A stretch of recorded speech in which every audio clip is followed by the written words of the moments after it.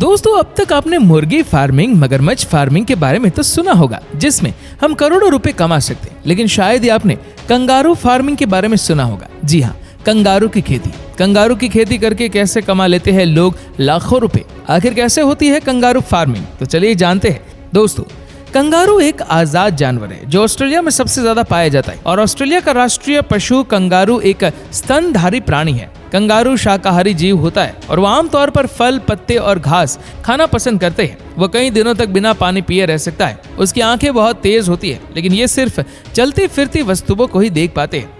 विश्व में सबसे अधिक कंगारू ऑस्ट्रेलिया में पाए जाते हैं, जहां पर आपको कंगारू सड़कों पर घूमते मिल जाएंगे। कंगारू कूदते हुए करीब 32 किलोमीटर प्रति घंटे की रफ्तार से भाग सकते हैं। इसके अतिरिक्त वे एक बार में लगभग 15 से 20 फीट तक की छलांग लगा सकते हैं। कंगारू जमीन पर अपने दोनों पैर और पानी में तैरते वक्त अपने चारों पैर का इस्तेमाल करते हैं। इसके अलावा कंगारू अपने पूंछ का भी इस्तेमाल 5वें पैर के रूप में करते हैं, क्योंकि उनकी पूंछ इतनी शक्तिशाली होती है कि वे उस पर अपने शरीर का पूरा भार डाल सकते हैं।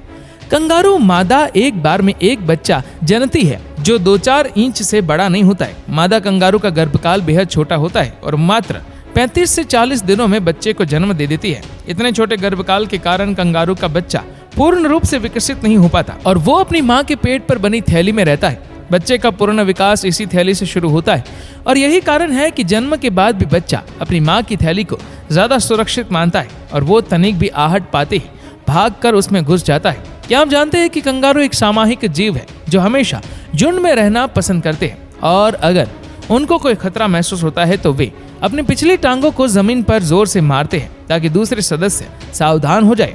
इसके अतिरिक्त सबसे रोचक बात तो यह है कि कंगारू अपनी गर्दन को घुमाए बिना अपने कानों को किसी भी दिशा में घुमा सकते हैं। विश्व में अब तक कंगारू की कुल 4 खोजी है। एयर red kangaroo, antilopine kangaroo, eastern grey और ग्रे के नाम से जाने जाते हैं और बड़ा हो जाने पर यह थैली उसके लिए छोटी पड़ जाती है और वो माँ का साथ छोड़कर अपना स्वतंत्र जीवन बिताने लगता है। ऑस्ट्रेलिया के लोग कंगारू का मांस खाते हैं और उसकी पूंछ का रस्सा बड़े स्वाद से पीते हैं। ऑस्ट्रेलिया में कंगारू को मारने वालों पर कानून सख्त कार्रवाई करता है। हर प्रांत में कंगारू को मारने की संख्या निर्धारित है। कंगारू को मारने के लिए लाइसेंस भी जारी किया जाता है। बड़ी तादाद में मारे जाने वाले कंगारुओं की खाल का निर्यात कर दिया जाता है। तो दोस्तों, इस तरह से कंगारुओं को मारकर उनका मांस और खाल बेचकर ऑस्ट्रेलिया के लोग पैसे कमाते हैं।